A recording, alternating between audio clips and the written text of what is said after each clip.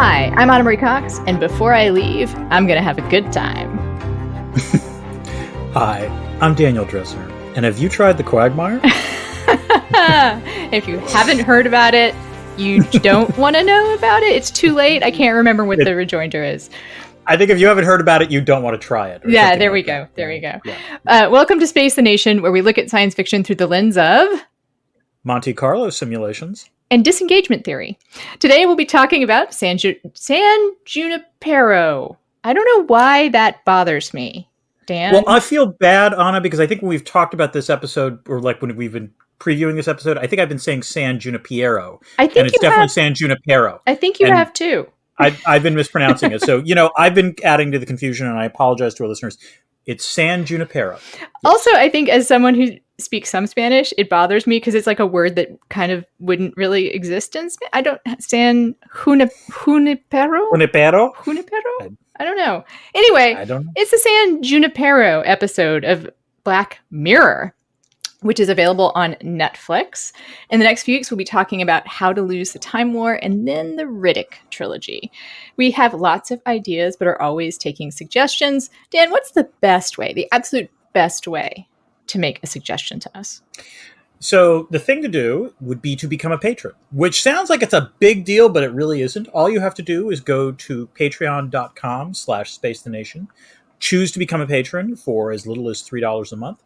And in return for doing that, you get access to our Discord, which is pretty awesome. You get early access to podcasts. You get access to our AUAs. There might be merch. We're not going to talk about that for now. Nope. It exists in theory, much like the Black Mirror universe. Exactly. Tantalizingly close. Tantalizingly, excruciatingly close. But the important thing is we do take suggestions from listeners. And indeed, I am very pleased with our Discord channel. It's a lovely group of people and some lively conversations. And Dan shows up every other weekend. You know? I like to play the role of divorced dad. Yes. And pizza. Okay. I'm not skipping as the divorced dad. I'm really doing a good job here. Yes. It is a wonderful Discord. You also will get our newsletter, which features a Discordian of the month now. Oh, yeah, that's right. I was going to say something else about the Discord. Well, that is the best way to kind of get in touch with us if you want to make suggestions. We are also on another exclusive platform. Well, we're on a variety of social media. So I think we're both on Mastodon. I'm on Post. But over the last week or so, what's interesting is that the Blue Sky site has suddenly become a lot more active as Twitter sort of continues to self-destruct. Self-destruct is an interesting word choice there. Yeah. My rule is that if the owner is doing things that causes the site to break down, I qualify as a self-destruct as far as except I just feel like Elon is lives in the realm of no consequences. And so he is just destroying a thing. That's true. He's not doing much to himself. He's just destroying a thing. You know what? I disagree with you a little bit on this, in that you're right. He's rich enough so that this really won't matter. But I do think what he's doing to Twitter actually hurts him in a way that losing money does not, in that people now think of him as a punchline in a way that they never thought of him before. And that has to fucking kill him. So many thoughts. Okay. Separate episode. Okay, Ask us that's anything. Fair. Number one, I think a lot of people have thought of him as a joke for a while.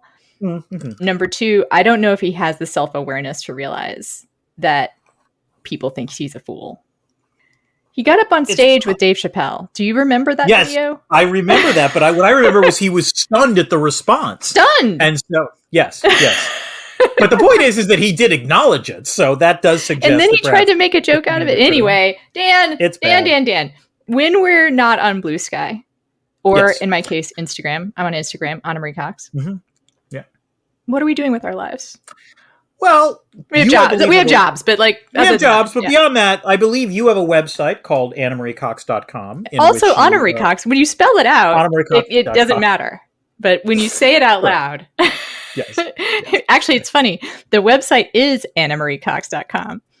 There you go. Exactly. You're Anna. The website goes by Anna. I like that. I do like that. And I also have a Substack. It's called Dresner's World, where I write about international relations and other stuff that interests me. And it's doing pretty well. Congratulations, Dan. I hope you escape the Substackopolis. Thank you. Everything attacked. How are you? I am good, Anna. I just got back from vacation on Martha's Vineyard, which was lovely. The nice thing about Martha's Vineyard... This show is just a travelogue of Dan. Yes. Dan.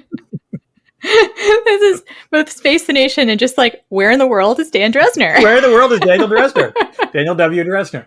The great thing about Martha's Vineyard is that, even though we're now full blown into summer, when you're there, when the sun goes down, it actually is a little bit like the West Coast in that the temperatures tend to drop into the 60s. And so it makes it very pleasant. How are you, Anna? Well, the temperatures dropped below 100 this week, Dan. So, oh, thank God! Yes, I'd read some stories and was worried about you about the heat shield heat or whatever dome. it was. Yeah, yes, heat shield and heat dome both sound like Justice League, inventions. Yeah. And emotionally, it is as dark as a Zack Snyder film. Ooh, that sounds. In fact, I have wondered if there's such a thing as like reverse seasonal affective depression, seasonal affective disorder, because I got really depressed last year. And yes, there is. There is a way that you get some people get depressed in the summer. And I think it's this fucking high heat. I'm just wondering if I'm wondering if psychiatrists have a name for it, which is called contrarian seasonal disaffective. With apologies. Oppositional seasonal. There we go. Disorder. That's even better. Yes, that's even better. Thank you. That's what I have, Dan. I have oppositional seasonal affective disorder. And I think OCAD, yes. OSAD. You have OSAD. I have OSAD. OSAD. It probably comes from the same. That works so well. OSAD. Oh my God, that's perfect. Sorry. We'll put something on the market for it. I'm very happy about the OSAD acronym. And it would come from the fact that I don't get outside much when it's like this, the same way that people don't get outside much, when it's 20 below in Minnesota. Right. I would rather have it be this hot, though, than be as cold as I was in Minnesota. Maybe a discussion for another time, probably just a personality thing. We would probably move on to what we're talking about. We're talking about the San Junipero episode of Black Mirror. Why, Dan? Why? Well, Anna, it's no longer Pride Month. That was June. But we were so excited at all the good science fiction we found along the way that we wanted to do this pretty well-regarded and unusual episode of Black Mirror. Unusual in the way in that it does not have the typical Black Mirror ending. I would say the typical Black Mirror flavor of just utter bleakness. Yeah, utter bleakness, dystopian. Bleak is just such a good word. I can't get it. It's a bleakness not just about technical or technological future, but a bleakness about the human psyche. That's what's really upsetting about Black Mirror. The bleakness is about the interaction between humanity and technology. It's not just about the tech. But I actually think there are two different kinds of Black Mirror episodes outside of this one. This one is a true league of its own unicorn. Yeah. But beyond that, there are two kinds. There are the ones that are, as you say, unrelentingly bleak, like just horrible. And then there are the ones that I think are melancholy, which I actually kind of enjoy. And I think those are the ones that I think are actually done really well and usually have some sort of affecting storyline, whereas the unrelentingly bleak ones I just can't handle. And I would say we did this episode because it's the only Black Mirror episode that I was assured would not require me to use mind bleach afterwards. That I would be able to continue my life without having to do a lot of work with like kittens and puppies and, and was that the case, Anna? Like, is that how you feel? Yeah, it's funny. I mean, we'll talk about it. I don't think I loved this quite as much as a lot of people did, but I did like it very much. It's an odd piece of culture in a way, I think. Yeah. I do wonder whether part of the reason it hit the way it did was precisely because it came from Black Mirror. Oh, yeah. But yeah, we will get to that. Speaking of which, will this podcast ruin it for you? And my answer is, oh, good God, yes. In the sense of it's a Black Mirror episode. It's a Black Mirror episode. Like all Black Mirror episodes, part of the fun is the mystery reveal. I do think it's definitely worth watching, but I am going to put this in very important disclaimer. If you have never seen a Black Mirror episode before and you watch this, do not under any circumstance believe that the rest of the Black Mirror series is like this episode. Because the rest of the Black Mirror series is the exact opposite of this episode. So do not watch. If you really like this episode, consider not watching any others. That's what I would say. Consider not watching the rest of the show. That's all the way I would put it. Yes. And your previous experience with this?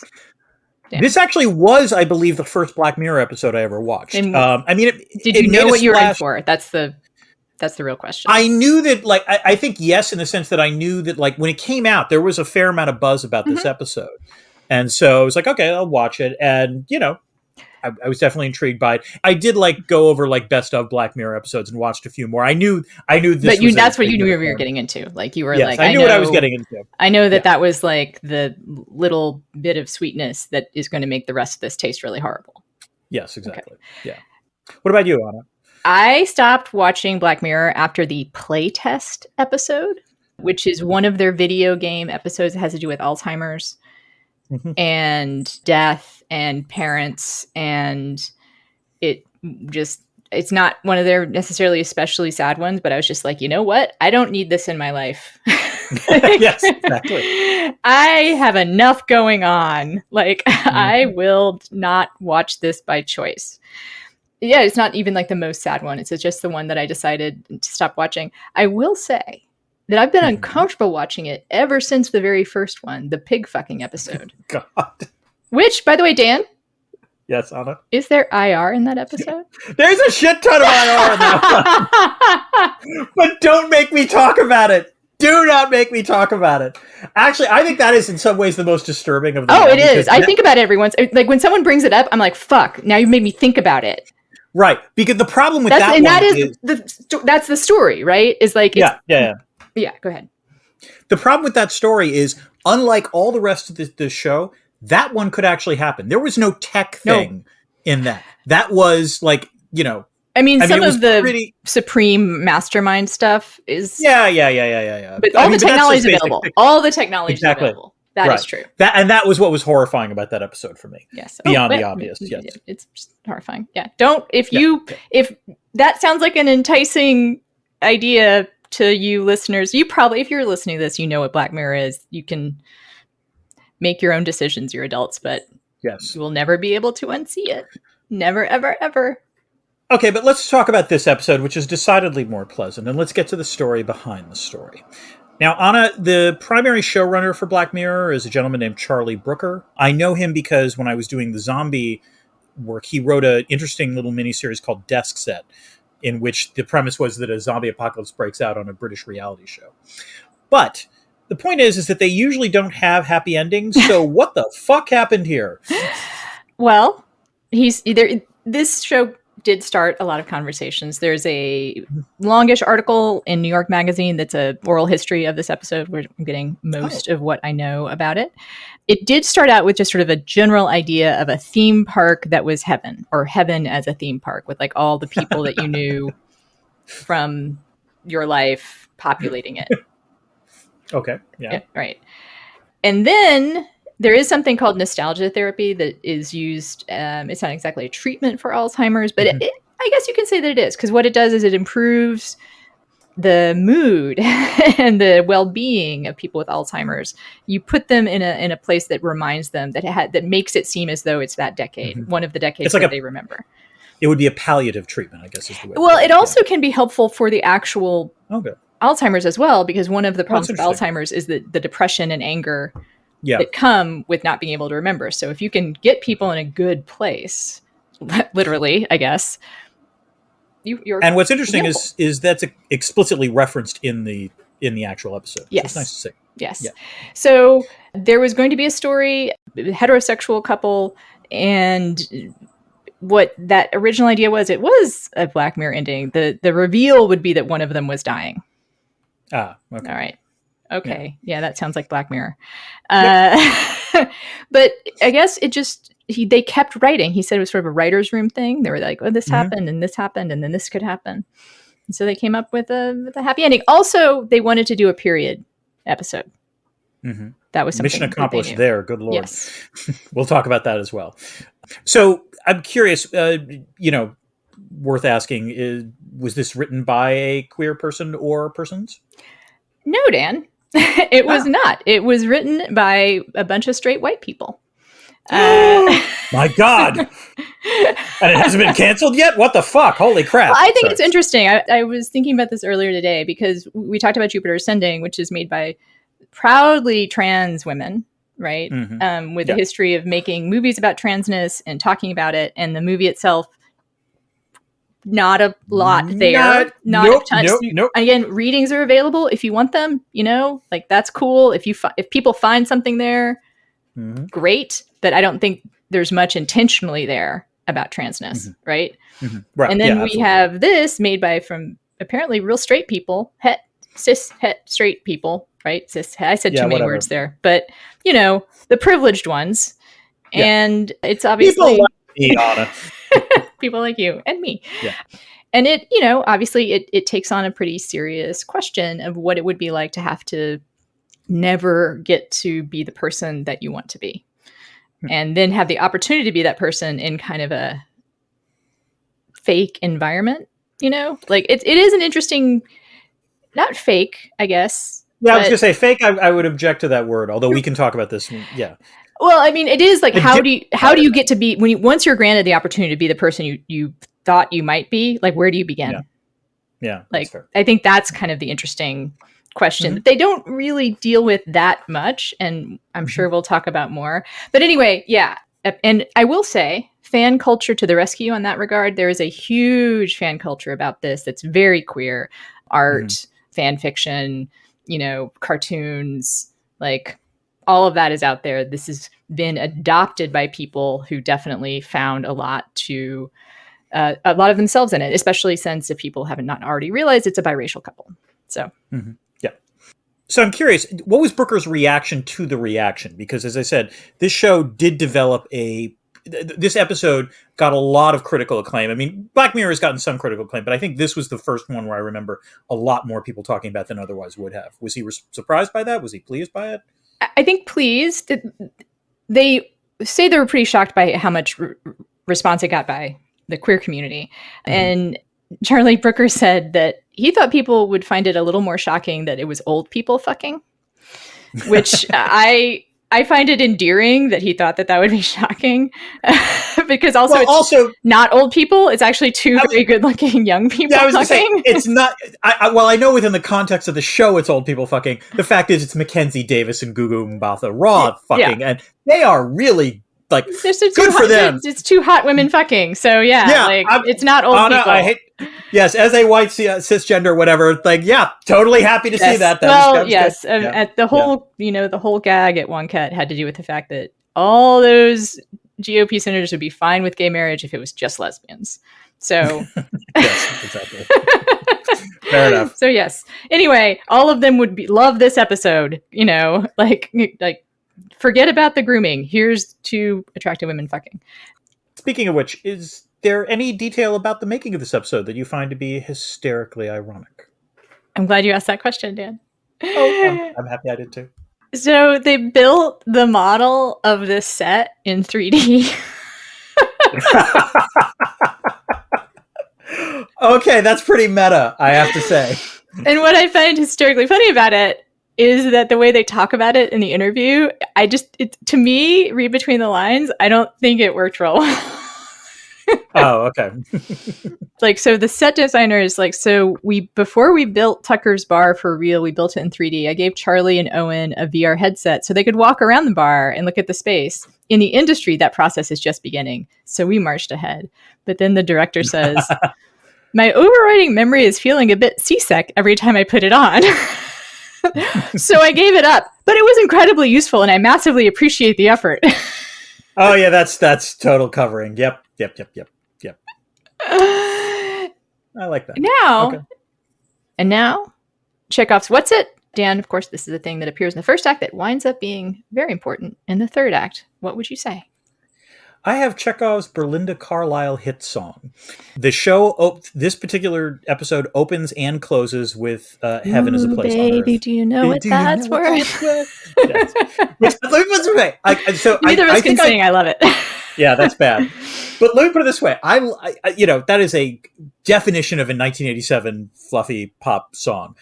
And I think I like this episode a little more than you did because I actually got a little choked up when it plays over the closing. Because, like the lyrics actually talk about I'm not afraid anymore, which certainly tracks Yorkie's and Kelly's sort of journey. And that was actually pretty touching to me. In reading about how they made it, apparently that song came on a shuffle playlist while Brooker was writing. So kind of wrote it into the episode. I would say Chekhov's Greg, Dan. Yes. Yes. Chekhov's Greg. I was actually pleased that Greg turned out to be a real person. Because it was the classic when Yorkie says it, you're like, oh, come on. That's just. Well, he is called Greg not his name is Greg, but he is called Greg. This will get us into the first part of the plot. Yeah. Because when she says that was my first okay. That's not a normal way to describe a fiance. So there is something up here. Something is weird. That's true. Something's amiss at this 80s bar, Dan. That's actually one of the things I've got. So yes. All right, let's get to the plot. Act 1, Heaven is a Place Online. Welcome to San Junipero, and if you can't figure out that we're in the totally tubular 1980s inside of a minute into this episode, you did not live through them. There's a Lost Boys poster, a Max Headroom cameo, and our protagonist Yorkie's clothes, which represent the true low point in 1980s fashion. Anna, you look shocked. You actually like Yorkie's mini low points. Let's just say mini low points. Okay, as a white girl in the South in the 1980s. Okay, fair. Yorkie seems super tentative as she walks into a bar/arcade, but she can't stop staring at Kelly, a young woman so vivacious she makes her Dayglow 80s garb look super hot 40 years later. By the way, side note, Anna, did you ever wear Dayglow colors in the 80s?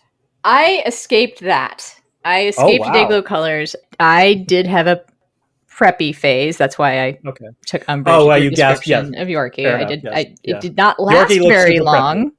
Right. But, I have some sympathy for everyone that did that. Everyone who wore pleated khaki shorts. Yeah. My heart goes out to you. I, including myself. But there was one summer where, in fact, I was wearing enough Dayglow that I looked like a Wham extra. Oof. It was bad. Yeah. Oof. Yeah.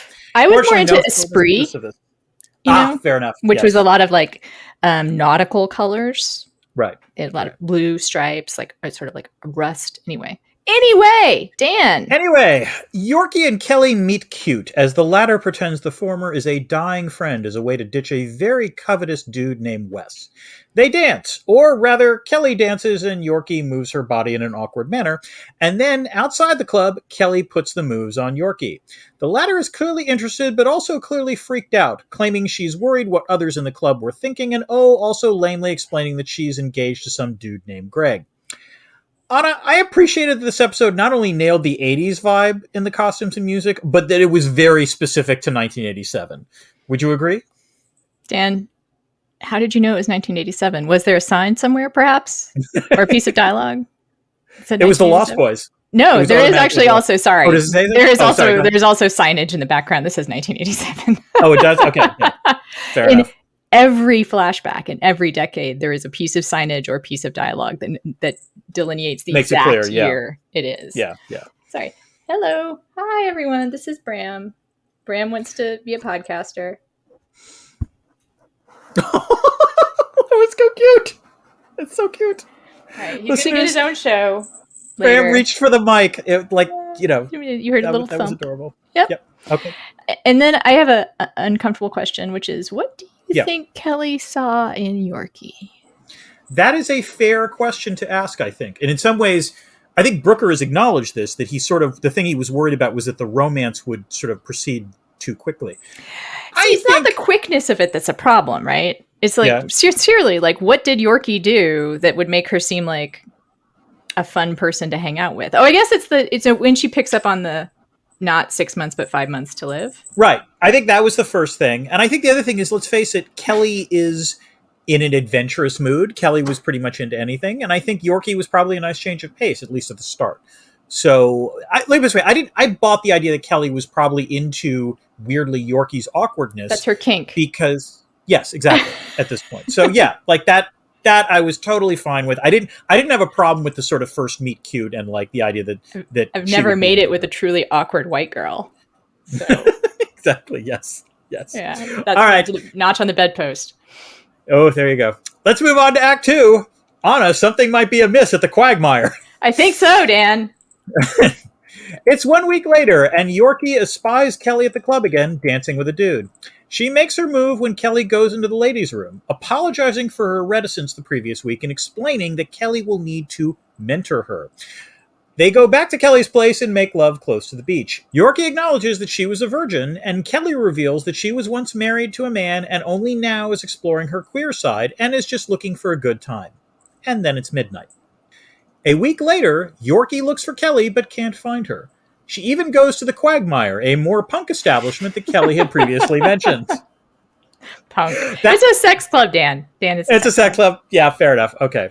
It was the only time I think I laughed at the episode, actually, was the Quagmire scene. Because you know why? Why? It's a sex club that also has a snake in it. I don't know. I've never been to a sex club. Maybe people have snakes and also cage fighting. I don't know. It's possible. I've done a lot of reading. I've done some reading in this regard, and that seems not to line up. But you know what that looked like? It looked like the version of like a goth Renaissance fair. Like, okay, we're just gonna throw everything into the Quagmire. Like, we're gonna throw all the stuff. It sort of makes sense if you think that they're all like 70 and 80 years old. That's true. They don't really know what a sex club looks like. Actually, that is kind of an interesting thought experiment. If like you're taking a bunch of old people who never got to act out like on the stuff they wanted to when they were in their youth, yeah. What would they think a sex club looked like? I don't even want to. Apparently, like the Quagmire. Anyway, go ahead. Yes. Anyway, Kelly is not at the Quagmire, but Yorkie bumps into Wes, who says Kelly ditched him as well. He suggests to try a different time. Yorkie then shows up in 1980-themed San Junipero, then a 1996 San Junipero, and finally finds Kelly in 2002. Kelly insists she just wants to have a good time, causing Yorkie to flee. Kelly goes after her and finds her on the roof. Kelly confesses that she is in fact dying and had been avoiding Yorkie because she didn't want to develop feelings for her. The two sleep together again, and it's confirmed that San Junipero is a simulation. In real life, Kelly lives in Carson City, Nevada, and Yorkie lives in Santa Rosa, California. Anna, I think shows like Black Mirror work best when the premise is slowly revealed, and the dialogue can work on two levels. And this is one of the things because I watched this episode twice, I thought this episode did a great job with dialogue, particularly in the first half, that fits with both the sort of classic 1980s movie context and the simulation context. And I think the episode is about halfway through before it sort of goes into exposition mode. When did you guess what San Junipero was? Do you mean, when did I guess it was afterlife, or when did I guess it was like some kind of simulation? I would guess both, I would guess. Well, like I said, sort of, he's called Greg is like the first thing where I'm like, all right, well, something is up there. And then, of course, I don't know, obviously, when he says try her at a different time. Right. That's the first big reveal. Yeah. I was interested to see how they played off. Like the piece of dialogue that confused me, and that was a good setup, was how many of these people do you think are dead? Right. Exactly. Yeah. Which my first guess was this is a video game of some kind. Yeah. Fair enough. Which it kind of sort of is, but not really, because I don't think they're in. Yeah. Dan, I want to say something about the ethics of sport fucking. This is a panel about ethics in sport fucking. Okay, let's get to this. Yes, go ahead. I think Kelly is genuinely being a dick. Be specific, like when is she being a dick? Sport fucking is fine if everyone's on the same page. Right, absolutely. And she does not ascertain whether or not Yorkie is on the same page. Fair. I will say, okay, let me counter with Yorkie's also being a little bit of a dick, because Yorkie... she winds up being a dick. True. Yeah, but even like in this stage, Yorkie is a touch stalkerish towards Kelly, both before they actually sleep together and then obviously after. After I kind of get, but like before, it was interesting. Let me put it this way, if a guy was behaving that way, it would have given off a stalker vibe. Right, except Kelly doesn't know that she's being stalked. That's fair. And also, but as a viewer, like we're watching. Sure, this, so I'm saying in the situation, that as far as anyone knows, like as far as Kelly knows, she's being a jerk. I think so. I mean, let me put it this way. Like it's explained as to why, but still, I think you have to establish your ground rules in those situations, and she does not do that. That's fair. The only thing I will say is that it was clear Kelly did not know that Yorkie was a virgin before Yorkie's words deflowering her. Virginity and stuff. It's just not but nice. like after that, It's not nice. No. As Yorkie says, it's about manners. That is right. That is what I'm saying. That was it's about correct. manners. Yes. This is a panel about manners in sport there fucking. We go. Okay. That I will accept the point. Although Yorkie also displays some bad manners a little bit later. Speaking of which, let's get to Act 3, Wham Bam Killer Ma'am. So, it turns out that in the real world, both Kelly and Yorkie are quite old. And in assisted living facilities. Kelly is dying of cancer. Yorkie is a quadriplegic and also on a respirator. She can hear, but she can't speak.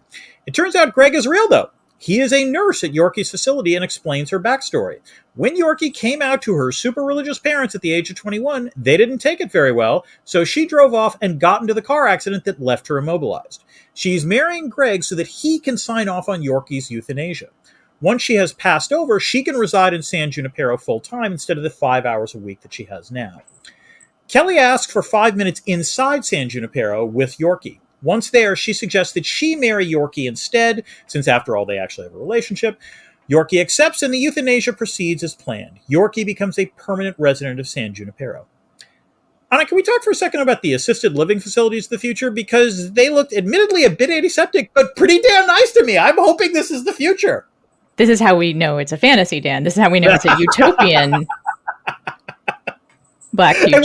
By the way, it wasn't just like technology. It looks so clean and neat. It was also that the two like healthcare workers that we see, Greg and the woman who helps Kelly, both very sweet, both very nice people. That's gorgeous. Nothing has been ruined by global warming. Right. It's like this whole vibe. It looks great. This is like a beautiful version of the future, and we'll talk more about that later, Dan. Okay. And let's close up with Act 4, To Infinity and Beyond. Kelly meets up with Yorkie again in San Junipero, and they both look awfully cute in their wedding dresses. Yorkie asks Kelly to pass over and join her when she is about to die.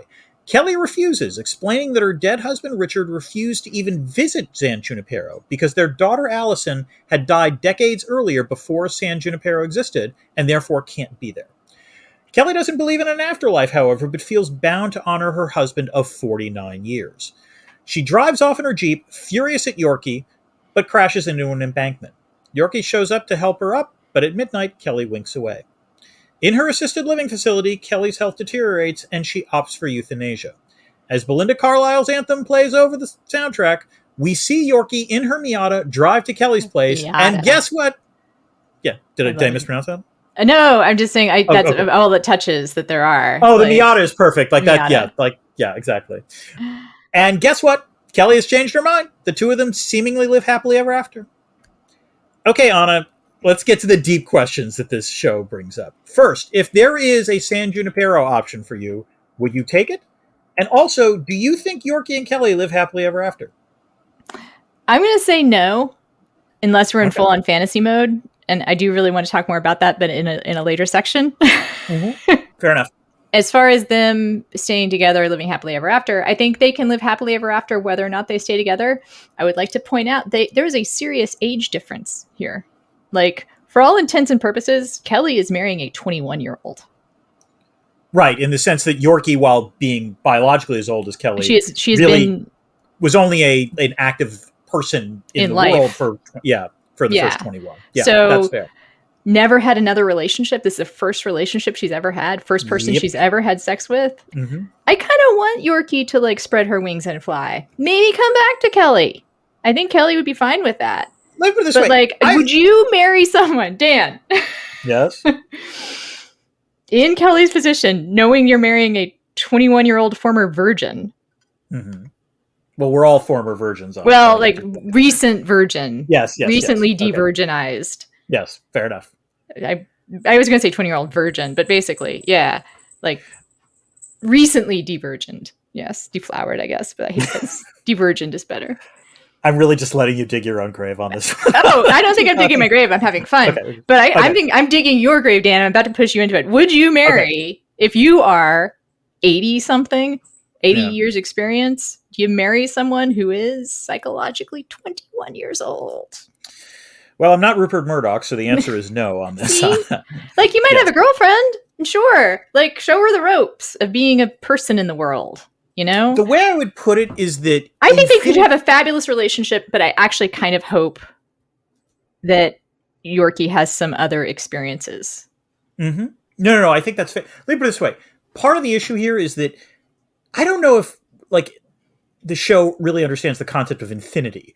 You know, like, if this is an infinite period of time that they are going to be together, then the way I would put it is that I would hope that the ever after, yeah. I would hope it's really ever after. Then you need some breaks. It's be like, hey, you know what? Let's take the next 10 years off. Let's experiment. Then maybe we get back together. You know, that. And I think, let me put this way, I agree with you. And I think in some ways, I guess I agree with Charlie Brooker.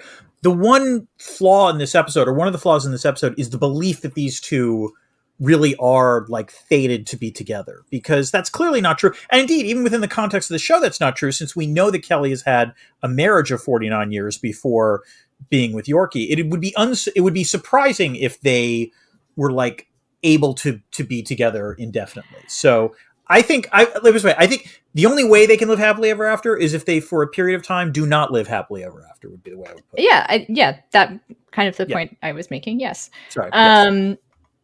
I also want to say that I thought that the way that the show was going was maybe to acknowledge that Yorkie's happily ever after may not be with Kelly. That it's possible to have a wonderful, full, rich relationship with someone and not have it be forever. Well, let me put it this way. There was or that it be just the one, or that it just be for a time. I will say this. There was one note of ambiguity that I noticed in the second watching that I didn't pick up on the first one, and I don't know if it was intentional or it was just the way it was structured, is that as the ending goes on, you realize that Yorkie is living in one place and Kelly is living in another. Because Yorkie gets into the Miata and drives to Kelly's. Now, maybe it was because Kelly had just arrived, and so then they're going to be together forever. But there's a part of me, after having watched this episode a second time, that kind of hopes that Yorkie has her own place, Kelly has her own place, that yes, they're married, but maybe they also get to, like, you know...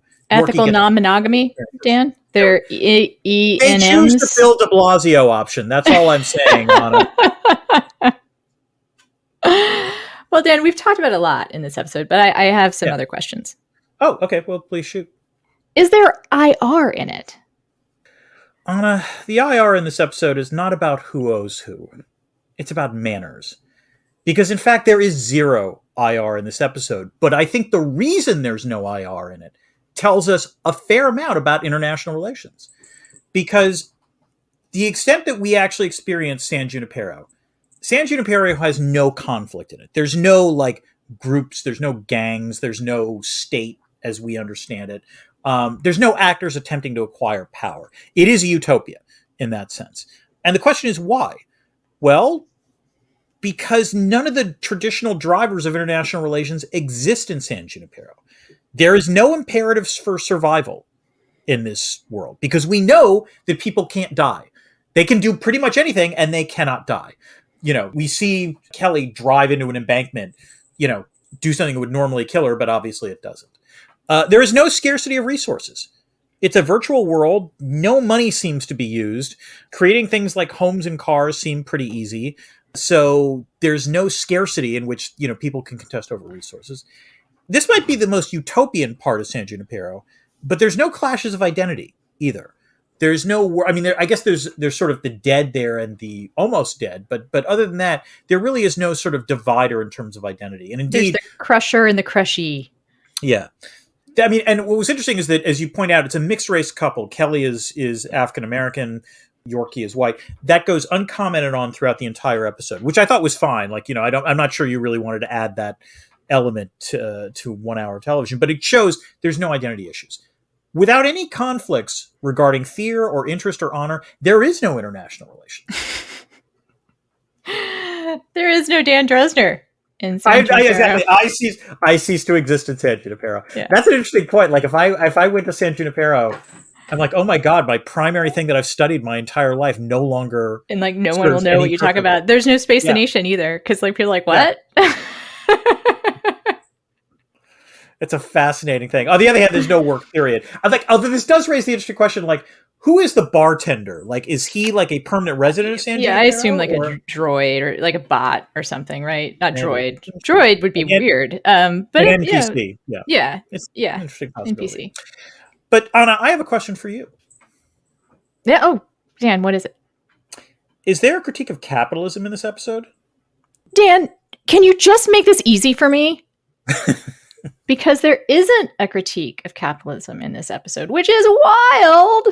Because this is a Black Mirror episode, Dan. It's an episode of Black Mirror. Mm-hmm. But also not surprising, because this is the well-established singular utopia of Black Mirror. So, of course, you can't remind people that capitalism exists. Mm-hmm. How do you have a utopian episode if you remind people that there's such a thing as capitalism? Because, truth time. Yeah. In what capitalist world would San Junipero be accessible to anyone besides the very, very, very, very wealthy? Like, you introduce capitalism into this world, and there's a bunch of questions about who gets to go to San Junipero. Or how big they're, like, you know, like, I have to admit, this is the part where it was like, if it was like Second Life or something, like, surely, like, you could get the premium San Junipero. Yeah. Actually, there is a great show on Amazon called Upload. Yeah. Which explores this concept as well, but there is plenty of capitalism in that series. Maybe we should do that at some point in our weird way that we do TV shows. Yeah. And I will remind people, if you live in a world where San Junipero is only for the extremely wealthy, do you want to be there? If it's Elon's all the time, Dan. Oh, God. If it's like Elon and Murdoch and like Bill Gates. A San Francisco of the dead, but without like charming buildings and history. Who wants to live forever if Elon is your neighbor, Dan? Like, I don't think so. I say no. This is why I said it was a qualified no before. The other thing I'll say, speaking of Elon and capitalism, is that if this takes place in a world with capitalism, someone can buy San Junipero. Oh, that is a good point. And it clearly is taking place. And what if Elon bought it? That would be terrifying. But like, this is clearly taking place in a world of capitalism, because as it cuts to the end, as they're playing Heaven is a Place on Earth, we see the corporation. I think it's like some acronym that's like doing this. Then I have questions. Then that's like the trick dystopian ending. Yeah. Oh yeah, it is like there's a server farm. That's right. There's a server farm at the very end. And that actually did make me think, like, yeah, I wonder, like, how is this happening? That who's getting chosen? What is the limit? Mm-hmm. There was a part of me that literally thought, like, well, they've clearly solved the storage problem, so maybe I just won't ask questions about that. Right. But yeah, who gets access, and how do you keep someone from buying it? How do you keep it from having ads? Like, imagine a San Junipero that had, like, there's a freemium version with ads. Like, I can see, but there can't. The ads would be meaningless because, you know, the dead people can't buy anything. Well, except for the 5 hours that you get if you're a senior. Also, oh my God! Also, in capitalism, no one has a limit on how much time you can spend in San Junipero. Like, no one. It's not. It's you're going to sell it to anyone who can afford it. The other thing is, I don't know if you noticed, like, it seemed like there were only Americans in San Junipero. I assumed there were other cities. And that's also, possible, whatever, you know, questions upon questions arise because you have all, like, do you speak the same language? Does everyone basically speak quote unquote English? Or is it just like some neural transmitter? So it feels like everyone's speaking your language, whatever it is. Is there history? Do we remember stuff? Mm-hmm. What about the history that's happening outside? When people join 10 years later after you've come in, what do you know about? You get updates about do you get updates? Yeah, fair enough. Anyway, so that's why there's no capitalism in this episode and no critique of capitalism, because if they reminded you that it existed, things would get very ugly very fast. Mm-hmm. Fair enough. The server farm crashing somehow. Squeak, squeak, squeak. All this data being uploaded. Oh, it's uploaded via modem. Sorry. Yeah. It's time we have to work on our actual discordant notes, Dan. I think we mostly just do modem sounds. That's true. But that's how old we are. So anyway, Discord notes. Dan. Discord notes. This is where we take questions from the Discord and answer them in the podcast. So Doug O asks, which decade is our preferred virtual reality diner, and what would be on the jukebox? Anna, what's your answer to this? Well, Doug probably knows this because we know each other from the mid-90s. Oh, so he might guess this for me, but I would say mid-90s. I guess if I had to pick a specific diner, it'd be someplace in Chicago. Ooh. Maybe Harold's Chicken Shack? I know Harold's Chicken Shack, yes. or Von, is it Von Savoy? Savoy. The Savoy, isn't it? On 51st Street? Maybe. I'd also See go Your for Food. There's Ribs and Bibs on I think it's See Your Food. I believe it's the Savoy. See Your Food. It's a cafeteria. And their slogan used to be at least See Your Food, which I always really loved. In the jukebox would be Exile in Guyville, Slanted Enchanted, My Bloody Valentine, Pixies, Nirvana, Dan, in my San Junipero, Kurt Never Dies. Kurt lives forever. Wow, that's interesting. Okay, so interestingly enough, my answer is similar to yours, but I think the place is different and the music is different, which is, I would also say early to mid 90s. But I think I would probably want like the Hobies in the South Bay, and the music would be from K-Fog. So I'd want like Toad the Wet Sprocket, Big Head Todd. Oh God, you're one of those. I love Toad the Wet Sprocket. I will defend Toad the Wet Sprocket to you. No. Partially it was because like this was the music that was playing when I was in grad school, which I loved. But I definitely would prefer Nirvana as well. And Juliana Hatfield, the Reality Bites soundtrack, basically. Yeah. I also appreciate that stuff. I will say that was the alt rock to the indie rock. Exactly. When such things mattered. Oh, those things were hugely important. Yes. But that would be where I would go. All right. The other question we have is from Dan Brennan, which is, does the idea of an eternal virtual afterlife enhance or detract from our living life? I had not given this a ton of thought until I read actually an essay by Emily St. Clair in Vox that appeared when this came out, where she mentions that her wife deals with depression. And that perhaps for people who struggle with depression, like myself and her wife, like maybe the idea of living forever is not more of a curse than a blessing. Yes. I guess I do kind of figure like they've solved alcoholism and depression, right? In San Junipero. There are no AA meetings in San Junipero. Although actually, you know what? Here's something. I would like there to be AA meetings in San Junipero, even if there's no alcoholism. Even if it's impossible to drink, yeah. Yeah, because I fucking love AA. And I love those meetings. Although it would be weird to go to an AA meeting with no old people. That's true. I confess. So I think there's an argument for it enhancing this life. Because you can be less afraid of making wrong choices. Right. It makes you less risk averse. Although there's a danger that it becomes so risk loving that you wind up. Right. So that's why there should be in this fantasy where there is such a thing, some kind of limit on it. Like it is limited until you get old. Right.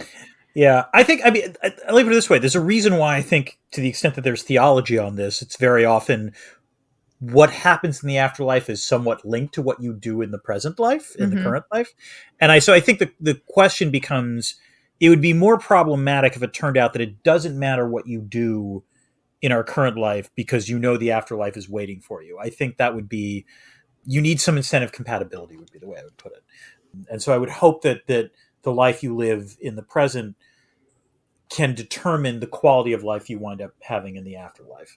But I think you're right. Like part of the other issue is just because you're going to live forever doesn't mean you saw, the good news is you're going to live forever. The bad news is you're living with yourself. And so the question becomes just how much do you like yourself? And unfortunately, the people who tend to like themselves the best are also insufferable. Yeah. Elon, so. Do you want to have Elon be your neighbor for the rest until the heat death of the universe? No, I don't want him to be my neighbor now. Actually, the joke I was going to make actually about what San Junipero would be like is it'd be like Austin. Except it's only the people who moved here within the past 5 years and who aren't from here, like myself. Claim citizen exception. I confess it would be legit kind of funny to see what whether or not they wind up parsing San Junipero is also by political affiliation. Like what would MAGA San Junipero? It wouldn't be San Junipero. It'd be like, what would like MAGA Palm Springs be like? It would be MAGA. You're right. It'd be just a slightly separate place. Yes. Exactly. All right. Oh, what's that? Pink. It's more that server farm. Darn it! Ching ching! It's the satellites falling from the cloud is exploded, but people are fine. There's backups everywhere. It's the debris field where we talk about what we haven't gotten a chance to talk about. Dan, I actually have a fair amount. I do too. So go ahead, and then let's see what we get. Okay, an annoyance for me. Okay. Mm-hmm. People in movies and TV shows are always walking away from their full drinks at a bar. Now, as an alcoholic, this bothers me because you're leaving fucking meat on the bone right there. Okay, but this is a world of no scarcity, but I grant you that. Okay. Yes, and also I guess this is pre-roofie or no roofies, but ask a woman, do you leave your drink unattended at a bar? You do not. And of course, you don't have to worry about that in San Junipero. I'm sorry, listeners. You have to understand that I am laughing because Anna is wrestling with her cat to make sure, because the cat clearly has opinions about this episode and is trying to weigh in constantly. Bram? Yes. He's silent now that I put him on the mic. Now you're quiet, Bram. Now you shut up, Bram. Okay. Let me put it this way. So my comment, similar to yours, is this might seem weird, but why are there bathrooms, Anna? To do your makeup. But why, obviously to do your makeup, why do you need to do your makeup? Yeah, but there were stalls there. It was like a real bathroom. Or maybe just for verisimilitude, I guess. But yes, I assume there are no bodily functions, only sex. Yes, exactly. And unless bodily functions are part of your kink, in which case, cool, go with it. There you go. Okay, yeah. What else you got? I really thought it was funny that there was a snake in the sex club. Just, I don't know. Just I guess again haven't been. Maybe snakes are a thing. What's your favorite needle drop? It was the girlfriend in a coma. Yeah, same. Yeah. Which also, of course winds up being meaningful. Right, exactly. But also I will add, I really loved the scene where Yorkie is trying on the different clothes. And I kind of wish he had gone at least once as the Robert Palmer girl. That was a scene they wrote. They wrote that scene. They wrote, what do you mean? They wrote a scene for her going to the bar as a Robert Palmer girl. Oh, they did? Oh, they should have totally done that. I'm bummed they didn't do that. Again, props to Mackenzie Davis. I would never have guessed her pulling off the Robert Palmer girl thing, but she totally did in that. So yeah, she did. Yeah. Let's see. I thought the signage to make clear exactly what year it was kind of, on the nose. Was it too on the head? It's too much. Actually, the thing I did like was, if you notice, they had when they would say 1 week later, it was they used the appropriate font in that was more clever, and I wish they had just kept it at that. That's fair. Yeah. Oh, one thing, again, this actually in some ways could have been Chekhov's car crash, but I did like how when Yorkie is in the arcade for the first time, she sees the video game with the car crash, and she instinctively pulls back, and you don't quite know what's going on, and then of course it becomes quite clear why it's going on. I mentioned this earlier, kind of, I guess, but I appreciated that Yorkie had a moment of being a dick, being a jerk that felt real to me. Yeah. Because she is 21 and this is her first relationship, and she will make assumptions about what it means and assumptions about what only a 20-year-old would think about marriage. Yeah. Yes. No, and I was another problem with marrying a 21-year-old, Dan, is what a 21-year-old's conception of what marriage is. I do want to give Charlie Brooker credit here, because when Kelly slaps Yorkie and says how you have no idea what a marriage is, I will say, as someone who's been married for not quite 49 years, but a fair amount, I was like, good. You know where did you go for your anniversary? Oh, I went to French Polynesia. It's a magical place. It's a magical place. Anyway, but yeah, so that was good. We haven't really talked about the performances, and I did want to bring this up because first of all, I think Gugu Mbatha Raw does a great job of just making Kelly incredibly charismatic, and you understand why Yorkie is instantly attracted to her. And in some ways, Mackenzie Davis has a slightly harder job because really she's the protagonist.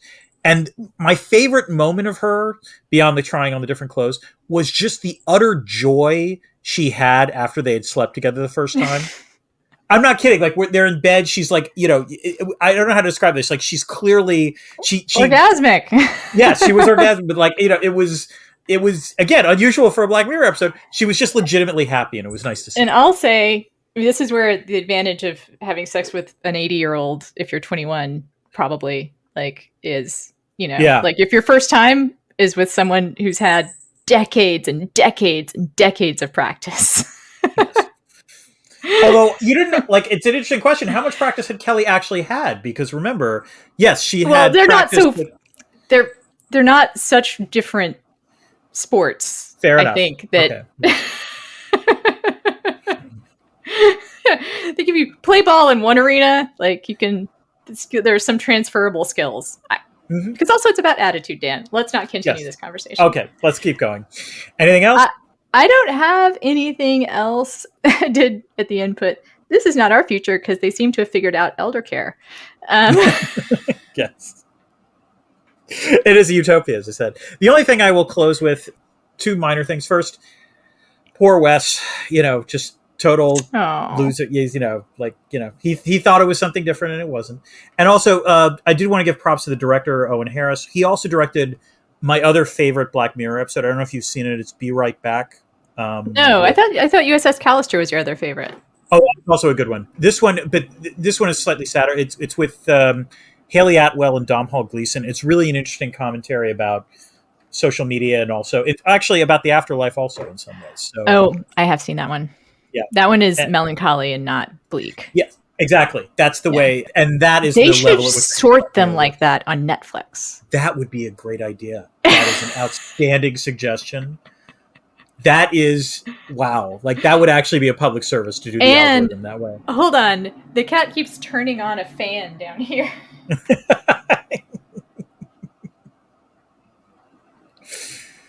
I heard that.